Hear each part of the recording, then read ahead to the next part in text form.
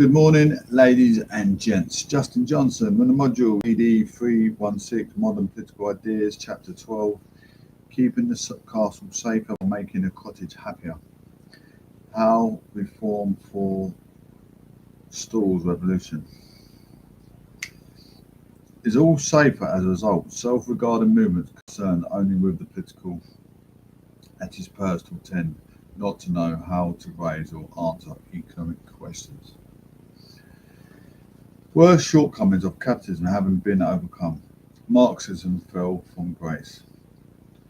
Because a doctrine that had been perfectly positioned to explain and exploit the crises and injustices of another age now appeared beside the point.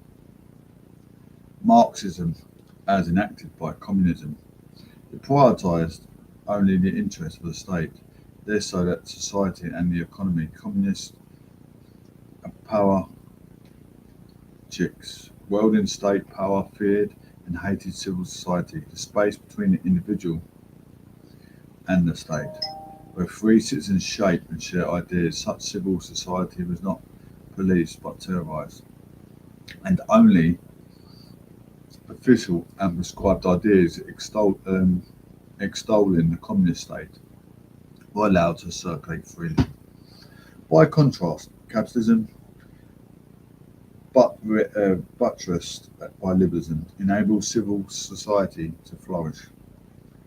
Here, the legitimacy and efficiency of liberal capitalism can and has been challenged and condemned, but critics eager to transcend capitalism, free to organise support for their claims, found that their arguments fell on fallow ground. It seems that only in the wake of social ruination, by losing a war or suffering foreign occupation, can a communist revolution be possible. Only then have significant members of the population, especially intellectuals, lost confidence in the social order and the state, not merely in the government, and only if legitimacy has collapsed can a change sought by social revolution be possible. Social stability, even amid acute economic or political crisis, has been the key feature copper fastening contemporary capitalism. In the conclusion, symbolised by the collapse of the Soviet regime and the market that led economics reforms in China, communism efforts to confront capitalism failed. Capitalism continued to create gross economic imbalances of wealth and power. But if treating some people unfairly, capitalism can also advantage other people. Many people feel they have some sort of stake in their society. By being regulated by the state, capitalism, if still preventing a fairer share of power and wealth, and continuing to allocate resources unfairly, can restrict uncertainty by fostering trust and cooperation, especially so by providing workers as consumers with a sought after private and public goods, which unregulated capitalism would not, and Soviet-style command communism could not, being predicted upon winners and non-winners. Free market capitalism inevitably creates economic inequalities, which can only be marginally ameliorated, not overcome. The objective of reformers working with liberal capitalism is to create a fairer society, not a wholly egalitarian one. It's about free market. You might see when you go to the supermarket, you get the label of a sign that says free trade. The logo says free trade. That's supporting the third world countries. Well, supposedly, we don't know the actually exact thing of it. It's supposed to support for, so we meet equalities around the whole globe. I don't know how quite, if it's definitely does go to their government or if it goes to their workers or what, we don't know, but we can only surmise. Protest isn't rebellion, nor is rebellion a revolution. Protests remain part and parcel of liberal democracy. So revolutions remain the exception, not the rule. A rising tide lifts all boats, small and large, for of course the swell sinks smaller boats first. Because as Kant observed, from such a crooked wood as a man is made of. Nothing perfectly straight can be built. Society remains imperfect, thus there has always been a chasm between the wealthiest and the poorest, and this chasm has grown in recent times. Even if over time the wealth of the protest has been expotently public provision, however inadequate, its idealistic critics consider it continues to compensate for private inadequacy. Whatever limitation of an early 21st century capitalism, its critics wish to reform it, some radically, not cast it aside in a revolutionary act, to improve it, not abandon it. Liberal democratic states being funded, unlike their communist counterparts, by a functioning market economy, have provided citizens with the public means to build a fulfilling, useful life, including welfare safeguards, civil associations, public education, healthcare, and public amenities, if necessary, to be supplemented by private means. The police are there to protect people, not to control them. So established is capitalism as a means of production that reformers of the left confine their economic ambition to further redistributing resource between rich and poor, not towards expropriating the property of the rich, overturning the system. The problem remains but there are problems a few think are capable of being seriously addressed by Marxism, and they cannot. Conservative and social democrats alike have long claimed by resolved by any form of communist revolution. Chapter 13 Actually Existing Communism in Poland by Paul Lewis. In the introduction, communist rule in Eastern Europe overall was a direct consequence of the Second World War, and in a way it ended in 1945. But for Poland, or at least parts of it, the process of imposing Soviet communist rule began early in the war, little more than 2 weeks after its outbreak in September 1939. The Soviet Union invaded Polish territory from the east, and the country was partitioned by the USSR and Germany. One significant event was the intermittent and the entire Polish offer corps, about which nothing further was heard until the discovery by the Germans of their mass grave in 1943 in a Katian forest in the Soviet Russia. Relations between the Imaga Polish government and the USSR were broken off at this point, and the Polish National Committee was set up by Moscow, which oversaw the development of a force to cooperate with the Soviet army and working to establish the post-war Poland emphasized by Stalin.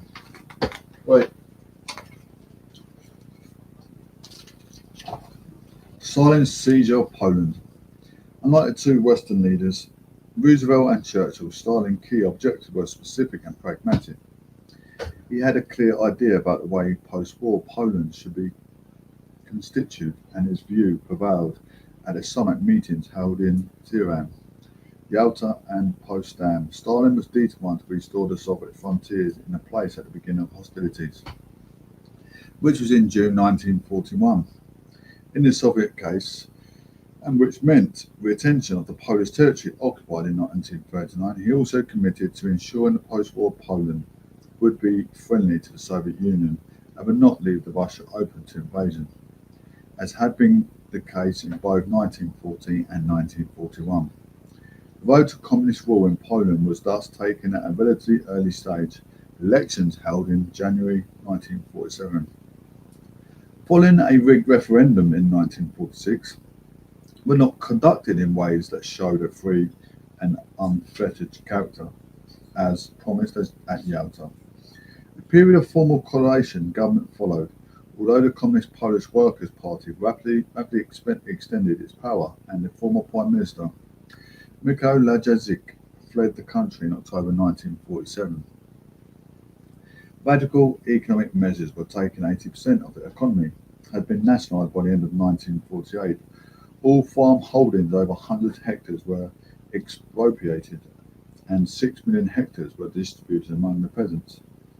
This had the effect of transforming the class structure of the country and eliminating major capitalists, as well as the land owning nobility and the gentry. Communist leader Gomulka nevertheless continued to resist wholesale agriculture collectivization, but in September 1948 was replaced as a party head and accused of nationalist deviation, a political error whereby he placed excessive emphasis on national conditions and paid insufficient attention to communist orthodoxy.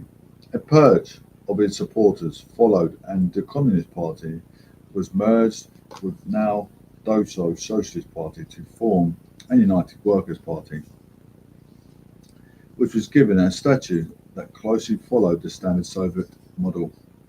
This laid the foundations of communist Poland and integrated the period of one-party rule. The Stalinist grip on Poland, as elsewhere in Central Europe, tightened during 1949.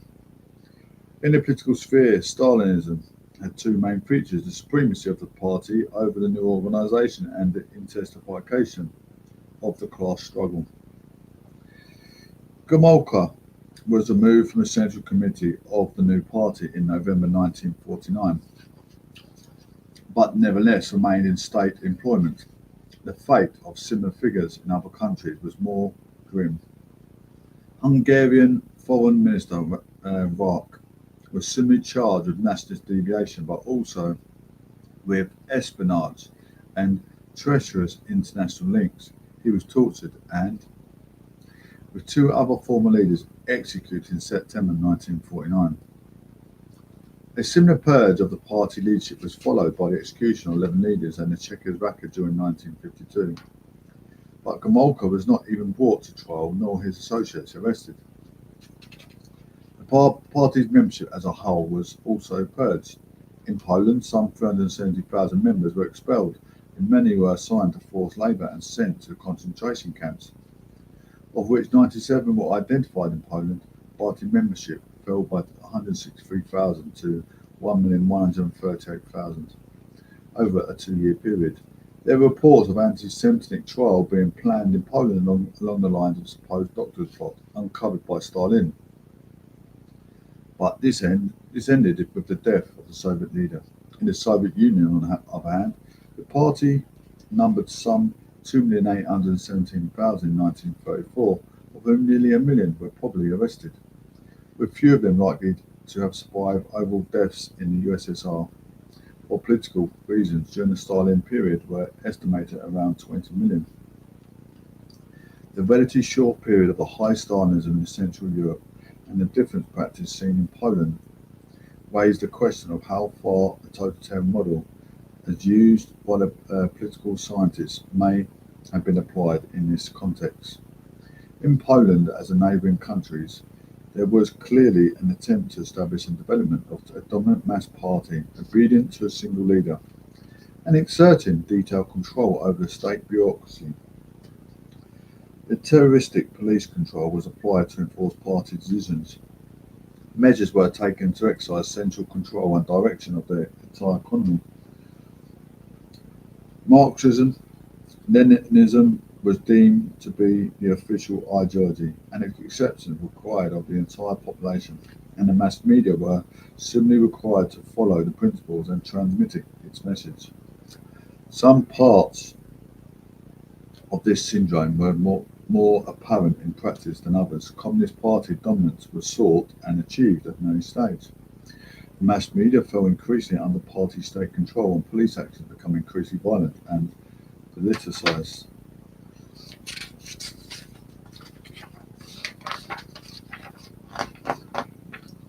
Polish resentment and resistance. Poland during this period had been deemed communist, but social reality remained very much that of the devout Catholic country. Even after 40 years, the regime could only claim that 7.2% of the population were non-believers, while the church estimated that 95% were baptized members. The Hungarian Primate Cardinal Midzenti was arrested in 1947, while it took several years of conflict with the communist authorities for his Polish equivalent. Cardinal Wyszynski eventually to be detained in a remote monastery.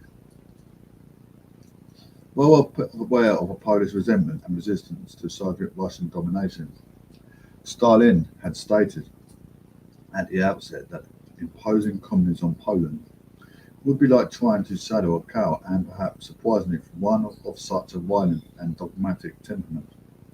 He moderated his policies accordingly.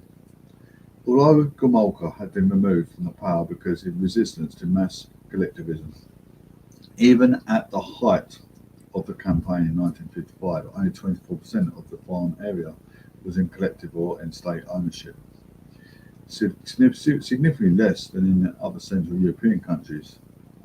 The totalitarianism model utility has thus been judged to be limited in a Polish context.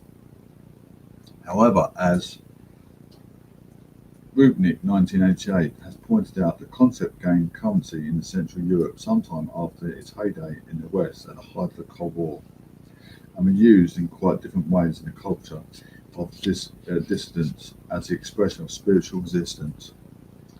Change throughout Central Europe followed soon after Stalin's death in March 1953. Poor performance of collectivized agriculture was a major factor in the price rises of a monetary reform that prompted extensive worker demonstrations and the factory occupation in Czechoslovakia and East Germany.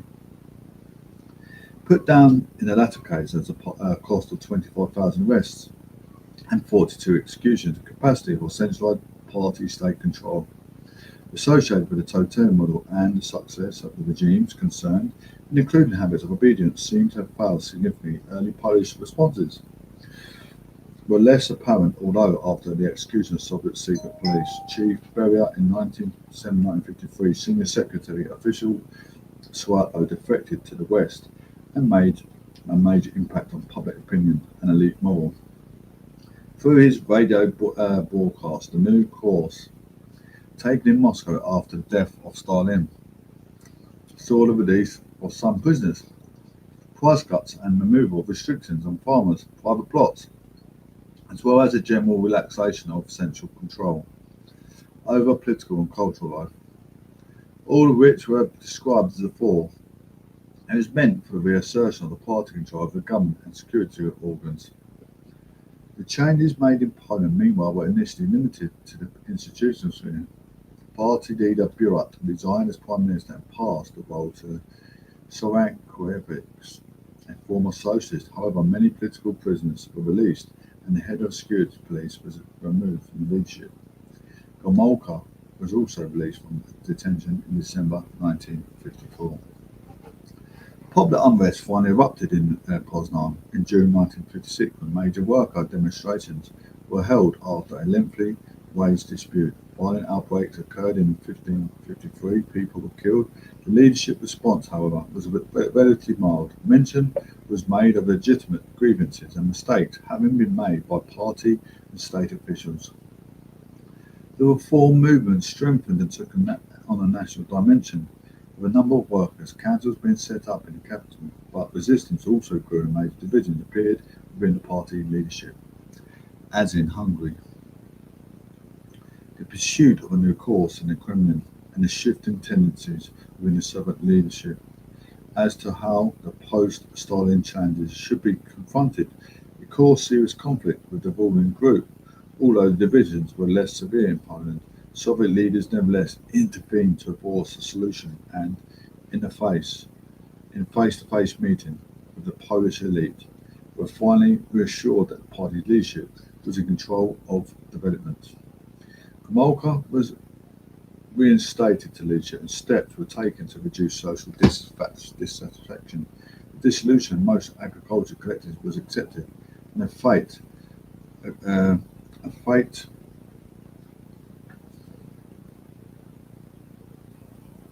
accompanied relations with the church were regularized with Cardinal Wyszynski was released for intermittent. Soviet military advisors and controllers were removed.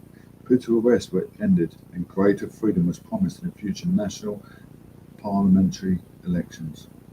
Nevertheless, the base of the party rule were maintained and the foundation of authoritarianism preserved Reformist and anti-reform forces were thus both sufficiently satisfied to avoid direct confrontation, and a kind of conflict seen soon after this Hungary, which promoted Soviet military intervention and the restoration of the dictatorial party rule by force. Gomulka soon took steps to ensure the reforms did not go too far. A campaign against ideology deviation was launched, and press freedom was steadily culturalized revisionism.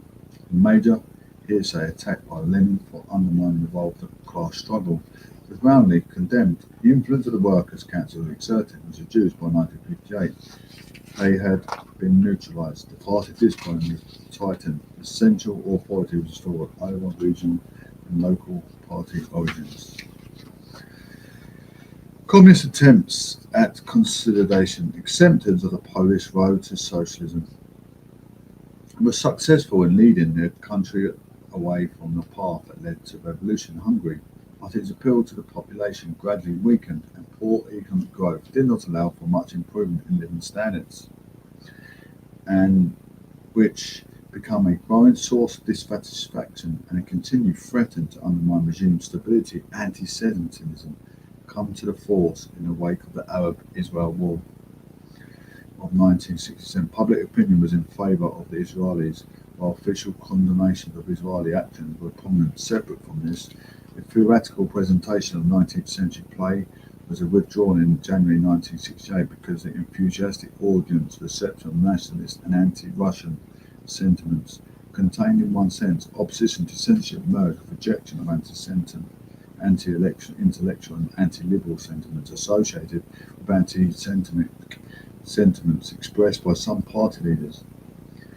And a student demonstration at Warsaw University was brutally dispersed by Politcal activists. Allegations were made of prominent intellectuals corrupting young people, and a number of eminent Jewish professors were expelled. There were no direct change to the Gomulka's leadership at this time, but his authority appeared to be significantly weakened after 12 years since his rehabilitation and return to the leadership. Apart from anything else, the increase in the wage levels throughout the 1960s was the lowest throughout the Central and Eastern Europe. Rival political factions had developed in the party leadership. Most significant was that the surrounding Minister of the Interior, Moscow, appeal was generally nationalist, anti-intellectual, anti-Semitic. There was no specific political outcome for the events of 1968, but Gomulka's position was weakened, and his tenure as leadership appeared to be nearing its end. The economic situation in Poland was increasingly critical, and in December 1970 a range of prices were increased and wages scales revised. Workers' demonstrations and strikes followed immediately, notably on the northern coast in the industrial plants of Gdańsk, Gdynia and Szczecin. The response of authorities was violent on one occasion. Workers were fired on and shot as they were responding to an official appeal to return to work. This is widely interpreted as a provocation by members of the leadership to bring the crisis to a head, and Gomulka was replaced by leader Edward Gerek, formerly a regional party chief. Gerek had a reputation for officially and successful economic management. The wave of strikes, however, continued, and in February 1971, the price rises were finally withdrawn. Poland's poor economic performance was clearly a major factor affecting the stability of the communist regime, but precisely how the problems associated with central planning and direction of the economy should be tackled remained unclear. It was Soviet credits that helped to stabilise the new leadership, and an influx of foreign capital increased and output levels and raised the income of the workforce. Planned production targets were exceeded in 1971 and 1972. And even faster growth was seen the following year, when national income rose more than at any time between 1950 and 1972. Real wages rose by 11% during that year alone, and as food prices remained at their earlier level, consumption increased significantly.